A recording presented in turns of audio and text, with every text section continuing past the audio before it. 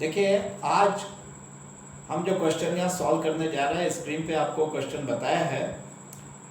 इस क्वेश्चन में जो प्रीमियम का अमाउंट है वो केवल अलॉटमेंट मनी में इंक्लूड ना होते हुए 3 इंस्टॉलमेंट में थोड़ा थोड़ा इंक्लूड किया गया है।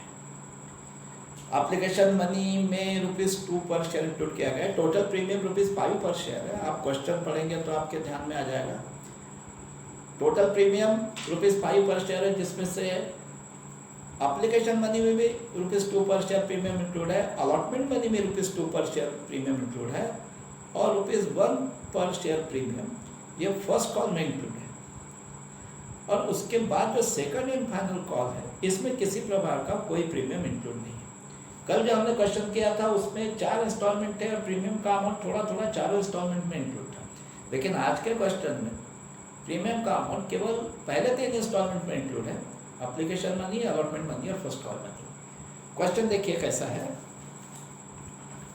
Nirmal limited company invited applications for issue of 70,000 equity shares of ₹10 each at premium of ₹5 per share, payable as on application ₹4 including premium ₹2, on allotment ₹5 including premium ₹2, on first call ₹3 including premium ₹1, and on second and final call ₹3.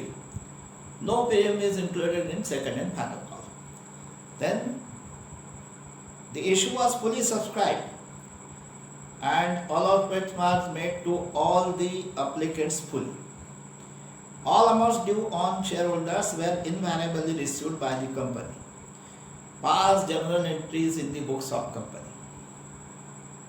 तो देखिए, company 70,000 equity shares issue कर रही है। एक एक share का face value ₹10 है और कंपनी इसे ₹5 पर शेयर प्रीमियम पे इशू कर रही है। यानी फेस वैल्यू ₹10, प्रीमियम ₹5, एक एक शेयर ₹15 का हो गया। अब इस ₹15 में से एप्लीकेशन के साथ कंपनी ₹4 ले रही है, अलॉटमेंट पे ₹5 ले रही है, फर्स्ट कॉल पे ₹3 ले रही है और सेकंड एंड फाइनल कॉल पे ₹3। देखिए, ₹15 4 इंस्टॉलमेंट में डिवाइड हो गए। एप्लीकेशन पे 4, अलॉटमेंट पे 5, फर्स्ट कॉल पे 3 and second and final call पे 3। 4 + 5 9 + 3 12 + 3 15। 4 इंस्टॉलमेंट में ₹15 कंपनी ले रही है। और ये जो प्रीमियम का ₹5 पर शेयर है, इसको एप्लीकेशन मनी वाले इंस्टॉलमेंट में भी ₹2 पर शेयर इंक्लूड किया गया है, अलॉटमेंट मनी वाले इंस्टॉलमेंट में भी ₹2 पर शेयर इंक्लूड किया गया है और बचा हुआ प्रीमियम का ₹1 ये फर्स्ट कॉल का जो इंस्टॉलमेंट है उसमें इंक्लूड किया गया है। सेकंड एंड फाइनल कॉल में कोई प्रीमियम इंक्लूड नहीं है। अब हम देखेंगे कि एंट्रीज कैसी होगी इसकी। अब जैसा कि आप जानते हैं, कंपनी के शेयर्स बाय करने के जो इच्छुक व्यक्ति हैं, prospective buyers of the shares, वो जितने शेयर वो लोग बाय करना चाहते हैं, हर कोई जितने शेयर बाय करना चाहता है उतने शेयर का एप्लीकेशन मनी कंपनी के बैंक अकाउंट में जमा करेगा। अब जब कंपनी के बैंक अकाउंट में एप्लीकेशन मनी आएगा, और यहाँ चूंकि बताया गया है कि कंपनी का इशू जो है फुली सब्सक्राइब हुआ है, मतलब कंपनी यदि 70,000 शेयर्स इशू करना चाहती थी तो एप्लीकेशन भी 70,000 शेयर्स के लिए आए हैं। अब कुल मिलाकर फिर एप्लीकेशन मनी भी 70,000 इक्विटी शेयर्स का आया है कंपनी के बैंक अकाउंट में। ठीक है, अब बैंक अकाउंट में जब एप्लीकेशन मनी आता है तब एंट्री होती है bank account debit to equity share application account. अब ये मैं एंट्री यहाँ पे लिख रहा हूँ, देखिए, bank account debit to equity share application account. अब इसका अमाउंट कितना होगा? अब इसका अमाउंट कैसे कैलकुलेट किया जाता है? एप्लीकेशन पे हम ये देखेंगे कि कितना अमाउंट पर शेयर ड्यू है। तो एप्लीकेशन पे ₹4 पर शेयर ड्यू है और कंपनी के बैंक अकाउंट में 70,000 शेयर्स का एप्लीकेशन मनी है। तो ₹70,000 शेयर्स इंटू ₹4, ठीक है, नॉट ₹70,000, 70,000 शेयर्स इंटू ₹4 पर शेयर, 70,000 इंटू 4, ये हो रहा है 2,80,000। तो फिर bank account debit 2,80,000 to equity share application account 2,80,000। तो हम यहाँ लिख देंगे bank account debit 2,80,000 to equity share application account 2,80,000, ठीक है। दरअसल इसका मैं यहाँ नहीं लिख रहा हूँ बोर्ड पे, मैं आप लोगों को बता देता हूँ। इसका नरेशन होगा बैंक एप्लीकेशन मनी रिसीव्ड। अब सेकंड एंट्री किस स्टेज की होती है? ये जो एप्लीकेशन मनी आया है कंपनी के बैंक अकाउंट में, जिसको हमने इक्विटी शेयर एप्लीकेशन अकाउंट में फर्स्ट एंट्री में क्रेडिट करके रखा है। अब जब कंपनी शेयर के प्रोस्पेक्टिव बायर्स को शेयर अलॉट कर देती है, तो उनका जो एप्लीकेशन मनी है जिसको हमने फर्स्ट एंट्री में इक्विटी शेयर एप्लीकेशन अकाउंट में क्रेडिट करके रखा है, वो वहां से इक्विटी शेयर कैपिटल अकाउंट में ट्रांसफर किया जाता है। लेकिन अब यहाँ पे प्रॉब्लम ये है कि जो ये 2,80,000 रुपीस का एप्लीकेशन मनी है, ये पूरा की पूरा कंपनी का इक्विटी शेयर कैपिटल अकाउंट में ट्रांसफर नहीं हो सकता। ये मैं इसके पूर्व के लेक्चर्स में भी बता चुका हूँ, क्योंकि इस एप्लीकेशन मनी में भी प्रीमियम का अमाउंट इंक्लूड है। ये ऐसा क्वेश्चन है जिसमें एप्लीकेशन मनी में भी ₹2 पर शेयर प्रीमियम इंक्लूड था। और जैसा मैं पहले के लेक्चर्स में बता चुका हूँ कि प्रीमियम का amount equity share capital account में क्रेडिट नहीं होता, वो एक अलग अकाउंट होता है, सिक्योरिटी प्रीमियम अकाउंट, उसमें क्रेडिट होता है।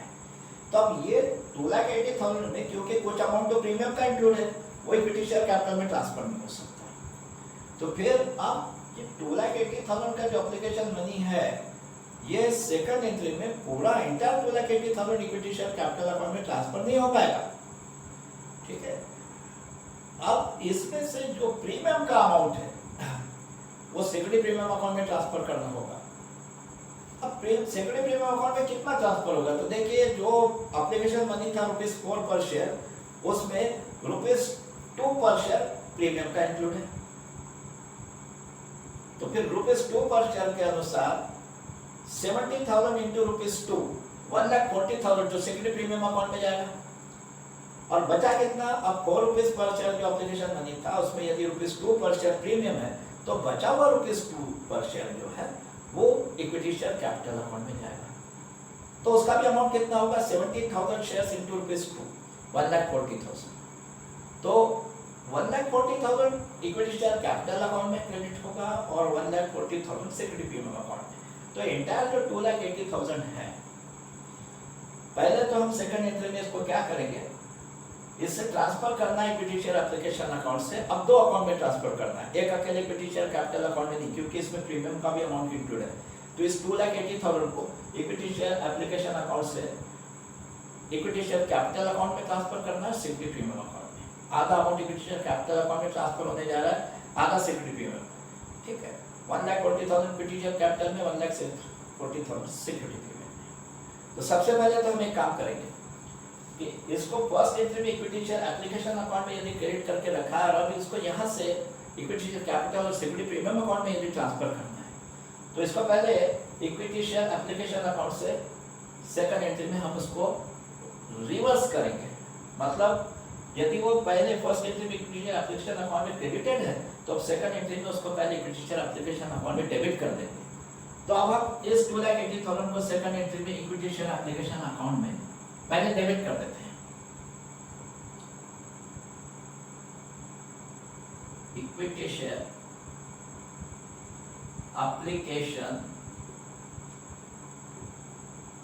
Account debit 2,80,000।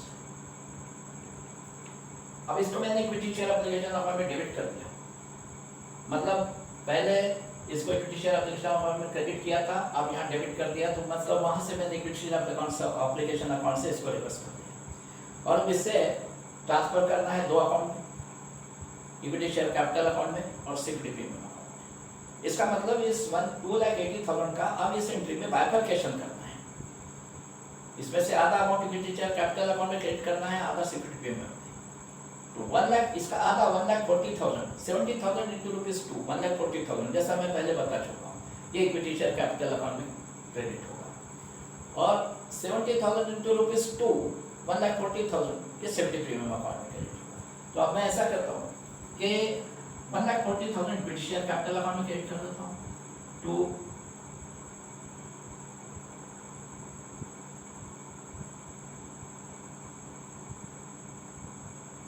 Equity share capital account 1,40,000 और 1,40,000 बचा हुआ जो है वो प्रीमियम का अमाउंट है, उसको सिक्योरिटी प्रीमियम अकाउंट में क्रेडिट कर देता हूँ। तो सिक्योरिटी प्रीमियम अकाउंट 1,40,000। तो देखिए कुल मिला के एंट्री कैसी हो गई। Equity share application account debit 2,80,000 to equity share capital account 1,40,000 to security premium account 1,40,000। अब इस तरह से ये एप्लीकेशन मनी को इक्विटी शेयर एप्लीकेशन अकाउंट से दो अलग अलग अकाउंट में ट्रांसफर करने की एंट्री होगी, equity share capital account and security premium account. अब इसके बाद में अलॉटमेंट का जो इंस्टॉलमेंट ड्यू हो रहा है शेयर होल्डर पे, उसकी ड्यू की एंट्री करना होगी। आप जानते हो हर इंस्टॉलमेंट की दो एंट्री होती है, ठीक है। एप्लीकेशन मनी के बाद के जितने भी इंस्टॉलमेंट है उनकी एक ड्यू होने की एंट्री होती है, दूसरा फिर उनका जब बैंक अकाउंट में अमाउंट रिसीव होता है उसकी एक एंट्री होती है। तब अब अलॉटमेंट मनी ड्यू हो रहा है, अलॉटमेंट मनी वाला इंस्टॉलमेंट शेयर होल्डर पे ड्यू हो रहा है, तो फिर अलॉटमेंट मनी ड्यू की एंट्री करना होगा। और वो ड्यू की एंट्री कैसी होती है, इक्विटी शेयर अलॉटमेंट अकाउंट को ठीक उतने अमाउंट से डेबिट कर दिया जाता है जितना अमाउंट शेयर होल्डर पे अलॉटमेंट के इंस्टॉलमेंट का ड्यू हो रहा है। और वैसे तो यदि शेयर प्रीमियम पे इशूड ना हो तो फिर जितना amount equity share allotment account में डेबिट किया जा रहा है उतना पूरा इक्विटी शेयर कैपिटल में क्रेडिट कर दिया जाता है। पर यदि शेयर्स प्रीमियम पे इशू हो रहे हैं और अलॉटमेंट मनी में प्रीमियम इंक्लूड है तो फिर ये इक्विटी शेयर अलॉटमेंट का जितना अमाउंट शेयर होल्डर पे ड्यू हो रहा है, जिसको हम इक्विटी शेयर अलॉटमेंट अकाउंट में डेबिट करने वाले हैं, वो entire amount equity share capital में क्रेडिट नहीं हो सकता। यहाँ पे भी बाइफरकेशन होगा क्योंकि उसमें भी कुछ प्रीमियम का अमाउंट है जो सिक्योरिटी प्रीमियम अकाउंट में क्रेडिट होगा और जो बचा हुआ है वो इक्विटी शेयर कैपिटल अकाउंट में क्रेडिट होगा। तो फिर अब ऐसे केस में अलॉटमेंट मनी ड्यू की एंट्री कैसी होगी, equity share allotment account debit, मैं यहाँ लिख देता हूँ।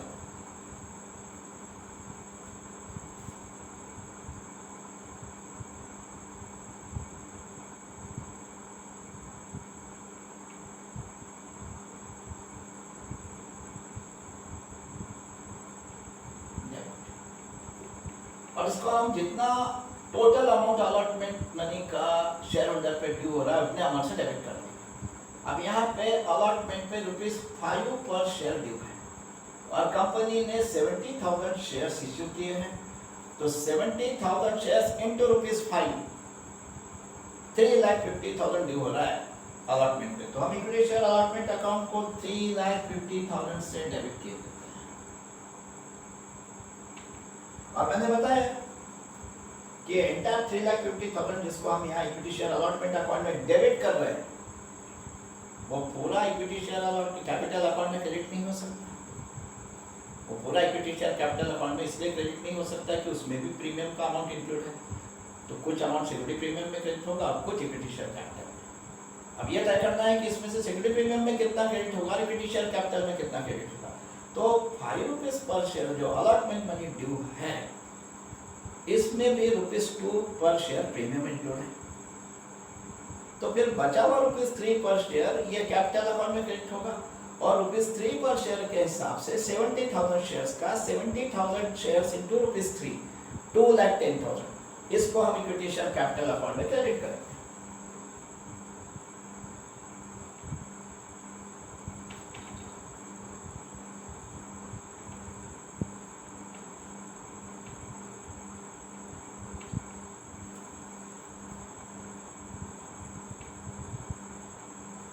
और अब देखिए 5 रुपीज पर शेयर जो अलॉटमेंट मनी ड्यू था, उसमें से 3 रुपीज पर शेयर के हिसाब से 70,000 शेयर्स का 2,10,000 को हमने इक्विटी शेयर कैपिटल अकाउंट में क्रेडिट कर दिया। अब वो अलॉटमेंट मनी जो 5 रुपीज पर शेयर ड्यू है, उसमें ₹2 पर शेयर प्रीमियम का इंक्लूड है। तो ₹2 पर शेयर के हिसाब से 70,000 शेयर्स का 70,000 शेयर्स इंटू ₹2 1,40,000 ये प्रीमियम का अमाउंट है, जिसको हमें कहाँ क्रेडिट करना है, सिक्योरिटी प्रीमियम अकाउंट में। तो इसको मैं सिक्योरिटी प्रीमियम अकाउंट में क्रेडिट किया देता हूँ टू सिक्योरिटी प्रीमियम अकाउंट। कितना हो रहा है, 70,000 शेयर्स इंटू ₹2 1,40,000, ये 1,40,000 मैं सिक्योरिटी प्रीमियम अकाउंट में क्रेडिट कर रहा हूँ। तो देखिए आप कंप्लीट एंट्री कैसी हो गई, equity share allotment account debit 3,50,000 to equity share capital account 2,10,000 to security premium account 1,40,000।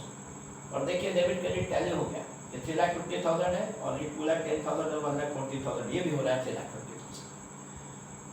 तो यहाँ भी जितना अमाउंट शेयर होल्डर पे अलॉटमेंट मनी का ड्यू हो रहा था 70,000 शेयर्स इंटू ₹5 मतलब 3,50,000, उतने अमाउंट से तो हमने इक्विटी शेयर अलॉटमेंट अकाउंट को डेबिट कर दिया, पर क्रेडिट करते समय उसका भी बायफर्केशन हुआ।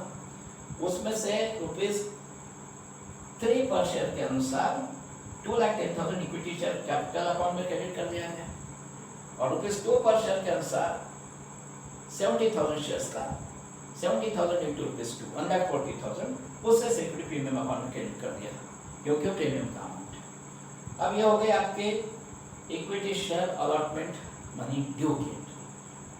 3 एंट्रीज हो चुकी, एप्लीकेशन मनी की 2 एंट्रीज और अलॉटमेंट मनी ड्यू की एंट्री। अलॉटमेंट मनी ड्यू की एंट्री तक की एंट्रीज मैंने यहाँ आपको बोर्ड पे बता दी है, इसको आप देख लीजिए। अब अभी केवल अलॉटमेंट मनी ड्यू की एंट्री हुई है। अब इसके बाद में हमें जब ये अलॉटमेंट मनी बैंक अकाउंट में आने वाला है, शेयर होल्डर्स जब डिपॉजिट करेंगे बैंक अकाउंट में, तो बैंक अकाउंट में अलॉटमेंट मनी रिसीव होने की एंट्री करनी है। अब यहाँ अलॉटमेंट पे पूरा 3,50,000 शेयर होल्डर्स पे ड्यू था,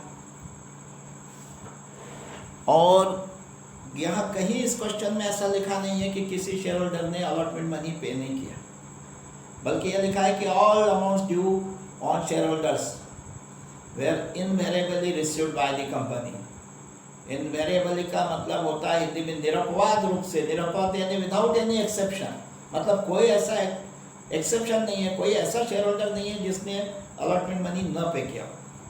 सारे शेयर होल्डर ने पे किया। अब सारे शेयर होल्डर ने पे किया है तो एंटायर ₹3,50,000 कंपनी के बैंक अकाउंट में आ गया। अब कंपनी के बैंक अकाउंट में जब अलॉटमेंट मनी आएगा तब कैसी एंट्री होगी। अब देखिए मैं पहले की एंट्रीज को यहाँ से मिटा रहा हूँ, ठीक है।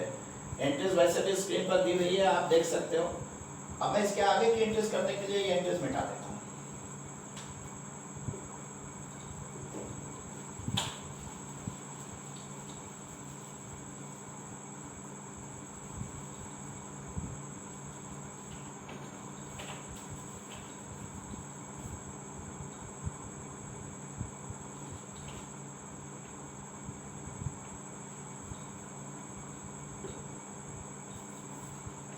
अब देखिए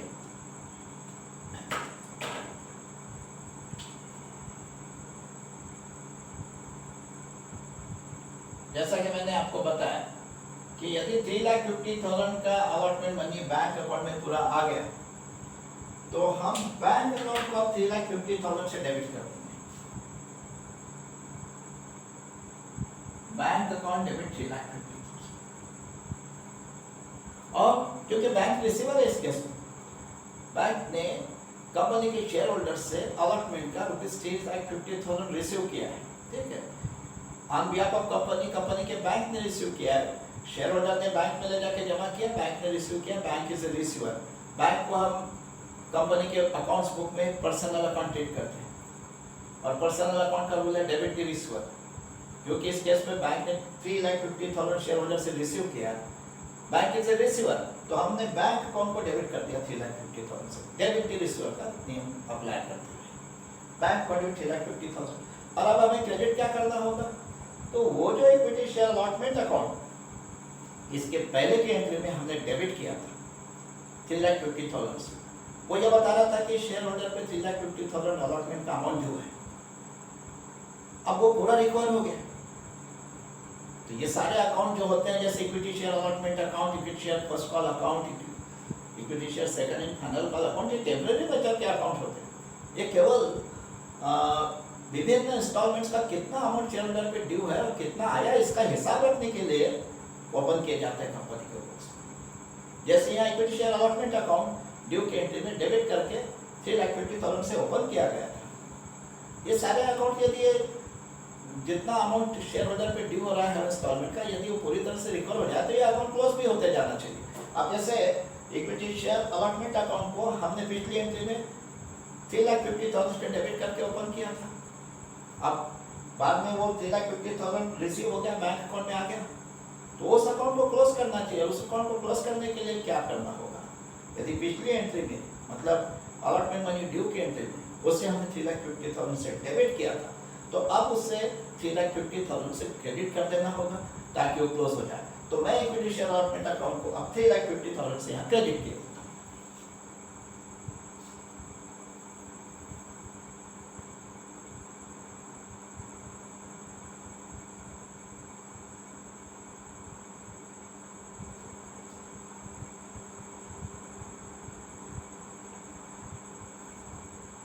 तो equity share allotment account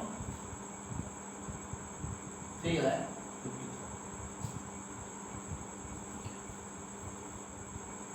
bank one debit 3,50,000 to equity share allotment account 3,50,000। ये हो गई आपकी अलॉटमेंट मनी बैंक अकाउंट में रिसीव होने की। इसका डायरेक्शन आप लिखेंगे बीइंग अलॉटमेंट मनी रिसीव। अब इसके बाद नेक्स्ट इंस्टॉलमेंट है फर्स्ट कॉल मनी। अब एक चीज आपने देखी होगी कि अलॉटमेंट मनी में भी प्रीमियम इंक्लूड था, लेकिन वो जो बाइफर्केशन होता है कि शेयर कैपिटल में कितना अमाउंट जाएगा और सिक्योरिटी प्रीमियम कितना, वो यहाँ नहीं हुआ, वो अलॉटमेंट मनी ड्यू की एंट्री में हुआ। मैंने पहले के लेक्चर में भी बताया था कि ये बाइफर्केशन हमेशा ड्यू की एंट्री में होना चाहिए, इस एंट्री में नहीं। अब ये एंट्री हो गई, फिर आपकी अलॉटमेंट मनी बैंक अकाउंट में रिसीव होने वाली एंट्री, और अब नेक्स्ट इंस्टॉलमेंट ड्यू है फर्स्ट कॉल। अब ये फर्स्ट कॉल जब ड्यू हो रहा है तो इसकी भी एक ड्यू की एंट्री होगी, और वो एंट्री आप जानते हैं कैसी होगी, उसमें जितना अमाउंट फर्स्ट कॉल का शेयर होल्डर पे ड्यू हो रहा है टोटल, उतने अमाउंट से हम एक equity share first call account नामक अकाउंट को डेबिट कर देंगे। अब कितना अमाउंट ड्यू हो रहा है फर्स्ट कॉल पे, कंपनी ने 70,000 शेयर इशू किया, फर्स्ट कॉल पे ड्यू है ₹3 पर शेयर, ठीक है, ₹3 पर शेयर फर्स्ट कॉल पे ड्यू है। और ₹3 पर शेयर के हिसाब से 70,000 का हो गया, 70,000 शेयर्स का 70,000 शेयर्स इंटू ₹3 2,10,000। तो मैं equity share first call account को यहाँ 2,10,000 से डेबिट कर देता हूँ।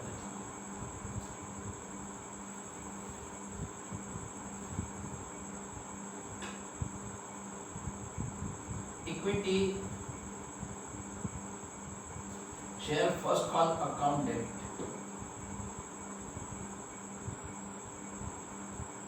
Equity share first call account debit कितना ₹3 पर शेयर के हिसाब से 70,000 70,000 शेयर्स का कुल 2,10,000। अब आज का जो प्रॉब्लम है इसमें ये फर्स्ट कॉल मनी जो है 2,10,000, इसमें भी प्रीमियम इंक्लूड है। टोटल 5 रुपीज पर शेयर जो प्रीमियम था उसको 3 इंस्टॉलमेंट में इंक्लूड किया है कंपनी ने। एप्लीकेशन मनी में ₹2, अलॉटमेंट मनी में ₹2 और first and final call money में ₹1। तो इसका मतलब है 2,10,000 जो फर्स्ट कॉल का अमाउंट है इसमें भी प्रीमियम इंक्लूड है। और यदि इसमें प्रीमियम इंक्लूड है तो ये entire 2,10,000 equity share capital account में क्रेडिट नहीं हो सकता। इसमें से भी जो प्रीमियम का अमाउंट है वो सिक्योरिटी प्रीमियम अकाउंट में क्रेडिट होगा और बचा हुआ जो है इक्विटी शेयर कैपिटल अकाउंट में क्रेडिट होगा। तो फिर अब ये 3 रुपीज पर शेयर जो फर्स्ट कॉल पे ड्यू था उसमें यदि 1 रुपीज पर शेयर प्रीमियम का है तो बचा हुआ 2 रुपीज पर शेयर जाना चाहिए कैपिटल अकाउंट में। तो ₹2 पर शेयर के हिसाब से 70,000 शेयर का 70,000 शेयर्स इंटू ₹2 1,40,000 इसको मैं यहाँ इक्विटी शेयर कैपिटल अकाउंट में क्रेडिट कर देता हूँ क्योंकि इक्विटी शेयर कैपिटल अकाउंट में क्रेडिट होना चाहिए। इक्विटी शेयर कैपिटल अकाउंट 1,40,000 और क्योंकि ये जो फर्स्ट कॉल मनी है इसमें भी ₹1 पर शेयर प्रीमियम का है। ₹1 पर शेयर के हिसाब से 70,000 शेयर्स का 70,000 इंटू ₹1 70,000 रुपीज 70,000 इंटू 1 70,000 ये 70,000 रुपीज प्रीमियम का है और इसे आप जानते हैं इसे कहाँ क्रेडिट करेंगे सिक्योरिटी प्रीमियम अकाउंट में। तो इसको मैं सिक्योरिटी प्रीमियम अकाउंट में क्रेडिट कर देता हूँ। तो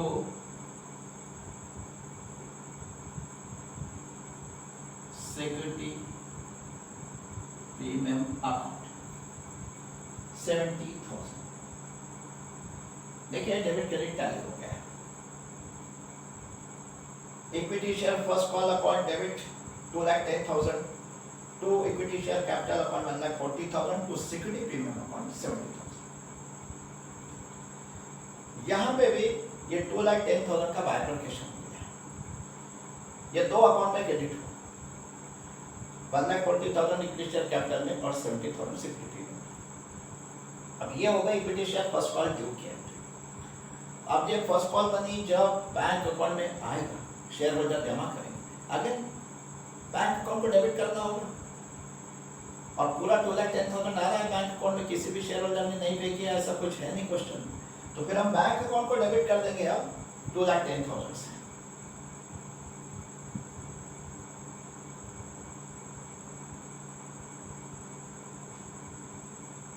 बैंक अकाउंट डेबिट 2,10,000 और एक जैसा आप समझ ही गए होंगे कि जब भी किसी इंस्टॉलमेंट का अमाउंट बैंक अकाउंट में आता है तो उस अमाउंट को बैंक अकाउंट में तो डेबिट कर देते हैं और जिस इंस्टॉलमेंट का अमाउंट है उस इंस्टॉलमेंट के अकाउंट को क्रेडिट कर देते हैं।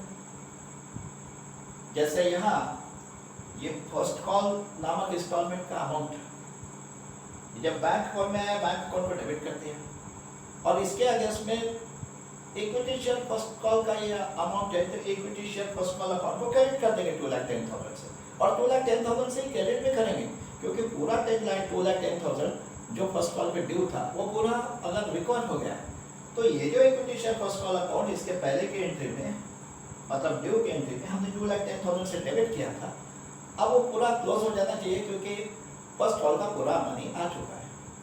उसको क्लोज करने के लिए अब equity share first call account को यहाँ पे 2,10,000 से क्रेडिट करेंगे। ठीक है, तो बैंक अकाउंट में 2,10,000 टू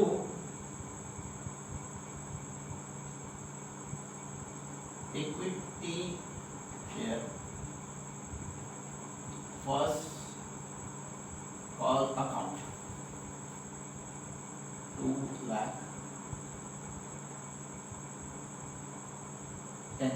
ठीक है, तो ये देखिए ये first call money bank account में रिसीव्ड होने वाली एंट्री हो गई। बैंक अकाउंट में 2,10,000 तो equity share first call account 2,10,000। तो अभी तक हम कुल मिला के 6 जर्नल एंट्रीज कर चुके हैं।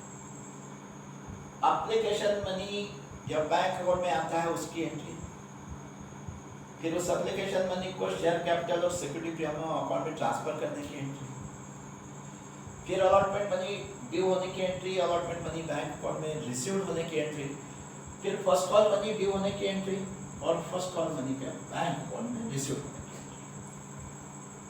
ये एंट्रीज आपके सामने यहाँ लिखी हुई है, इसको देख लीजिए एक बार।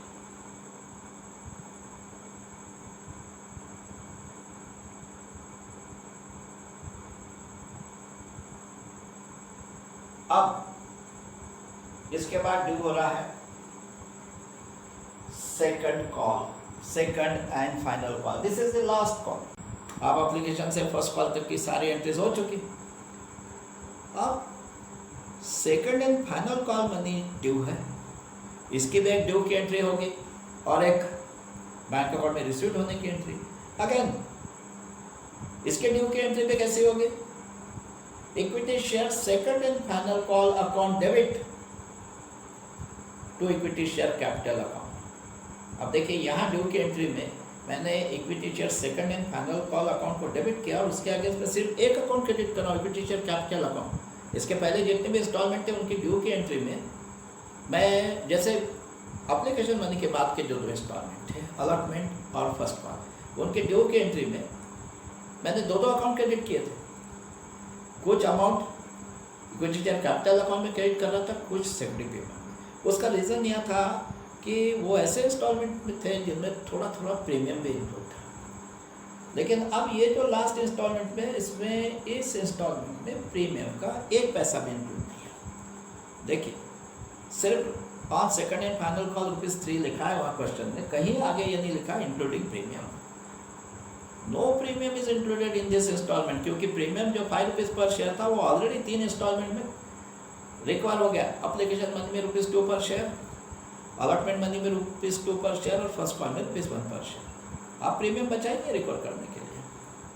अब तो ये जो ₹3 बचा है ये शेयर की फेस वैल्यू का ही आखिरी इंस्टॉलमेंट। इसलिए यहाँ जब इस इंस्टॉलमेंट के ड्यू की एंट्री होगी तो जितना amount second and final call account पे शेयर होल्डर पे ड्यू है उतने अमाउंट से equity share second and final call account को डेबिट कर देंगे और वो entire amount equity share capital में क्रेडिट कर देंगे। यहाँ बाइफरकेशन की जरूरत नहीं है, क्योंकि उसमें से सिक्योरिटी प्रीमियम में कोई अमाउंट जाने नहीं वाला, सिक्योरिटी प्रीमियम उसमें इंक्लूड नहीं है। तो मैं आप ये जो पहले की एंट्रीज हैं इनको मिटा देता हूँ और आगे की एंट्रीज यहाँ लिखता हूँ।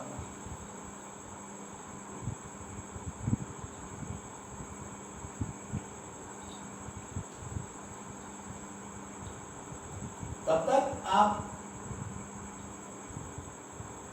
इसको जो कुछ मैंने कहा है, ठीक है, उस पर थोड़ा सा विचार कीजिए, उसको रिकॉल कीजिए बार बार कि मैंने इसके पहले की एंट्रीज करते समय क्या सीक्वेंस अपना है, ठीक है, कौन कौन से अमाउंट कहाँ कहाँ मैं डेबिट करता आया हूँ, कौन कौन से अकाउंट क्रेडिट करता आया हूँ और उसका सीक्वेंस क्या है, ताकि आपको हमेशा के लिए ध्यान में रखें। अब second and final call amount की ड्यू की एंट्री में करने जा रहा हूँ। मैंने जैसा बताया कि ड्यू की एंट्री में equity share second and final call account debit होगा और इक्विटी शेयर कैपिटल अकाउंट उसके अगेंस्ट में क्रेडिट होगा। और सेकंड एंड फाइनल कॉल जो है ये उतने अमाउंट से डेबिट होगा जितना शेयर होल्डर पे इसका अमाउंट ड्यू है। ड्यू कितना है? अब देखिए सेकंड एंड फाइनल कॉल पे भी कंपनी ₹3 पर शेयर मंगवा रही है, ठीक है। अब ₹3 पर शेयर के अनुसार 70,000 शेयर्स का 70,000 इंटू ₹3 2,10,000 ड्यू हो रहा है। तो मैं equity share second and final call account को 2,10,000 से डेबिट करूंगा। Equity share second and final call account debit 2,10,000 70,000 into 3 2,10,000 और ये पूरा अमाउंट मैं इक्विटी शेयर कैपिटल में क्रेडिट कर दूंगा, क्योंकि मैंने बताया इसमें कोई प्रीमियम इंक्लूड नहीं है। तो 2 equity share capital account 2,10,000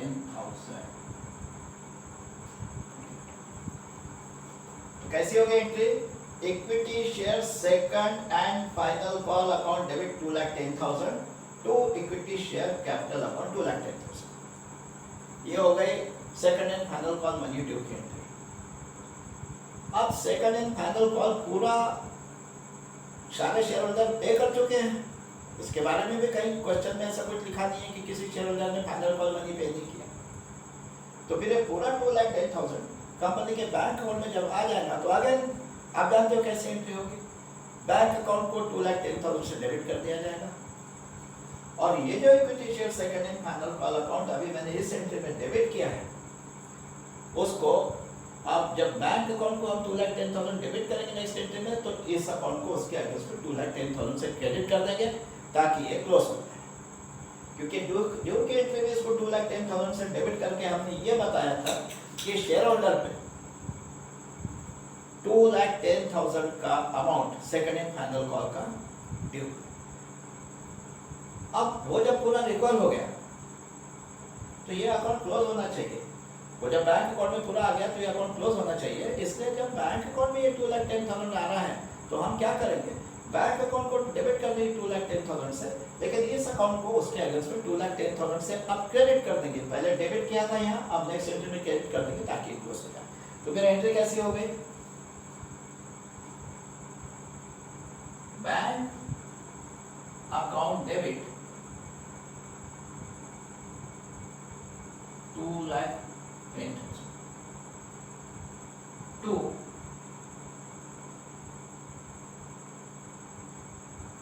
equity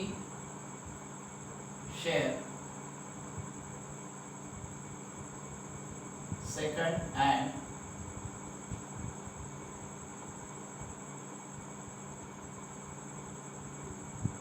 final call account to